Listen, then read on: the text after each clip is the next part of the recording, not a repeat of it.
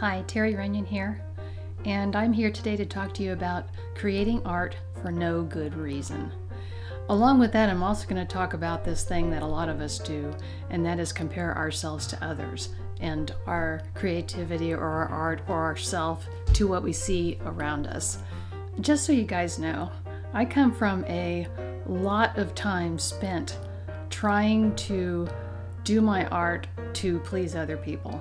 And this was awesome for me at one point because it kept me creating. I didn't feel a sense of needing to create for myself. I didn't want to do art, really. I knew I had some quote-unquote talent around art, but there wasn't that sense of this is the thing I want to do with my life, or I just love to do this even if I don't have any reason to do it. So that's how I went through most of my life. I was a overachiever in school, and I did my best to do as much as possible when working at my 30-year career.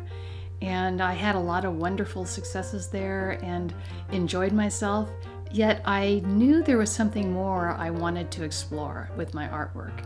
And that was creating just for the fun of it, not for any purpose other than that.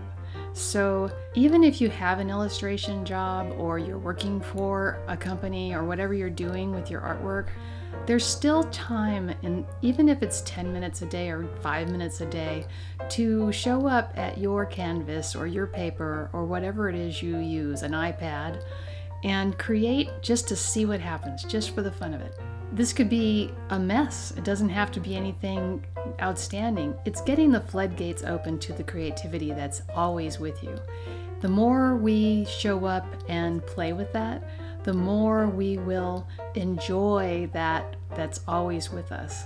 This doesn't mean that we won't have voices coming up in our heads that say so-and-so does this better than I do, or wow, look at that thing over there, that's much better than what I can do. Because I still have all those thoughts come up in my head.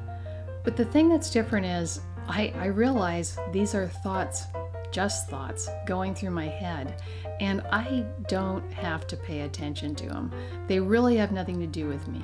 Now, I've talked about this quite a bit on my videos.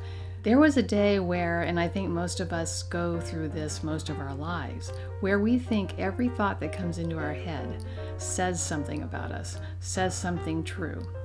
And what I've found to be true in reality is the fact that who we are is this creative being, and the thoughts we have going through our head are habits of thought. They are things we've rehearsed for a very long time. Maybe they were taught to us, or we picked them up along the way. And they say nothing about who we are. They say nothing about our creativity, what we are capable of in life, and they say nothing about our joy. The more we understand that and just let that thinking go through, we don't have to control it, we don't choose it, it just happens, then it will just keep going through. It's like a cloud in the sky. It'll go through and keep going. We don't have to get in there and mess with it. We can just let it float through and basically keep moving forward with whatever we're creating in the moment. So that is my thing now, is this creating for no good reason. I enjoy creating art now so much more than I have ever in my life.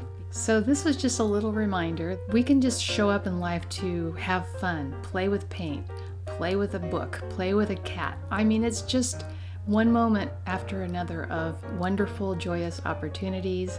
So the next time you decide you're going to sit down to do a piece of artwork or write something or whatever it is you do in life that feels like a space where creativity or the mystery is unfolding for you, that is a wonderful time to just pay attention to what's lighting you up, moving forward with a brush or a pencil or whatever it is you like to work with, and pay attention to just playing with color, shape, words, whatever it is for you. There's no such thing as a creative block. The only block there is when we have thinking going through our heads that we believe and go down the road of. And one of those thoughts that goes through our heads is, I'm creatively blocked.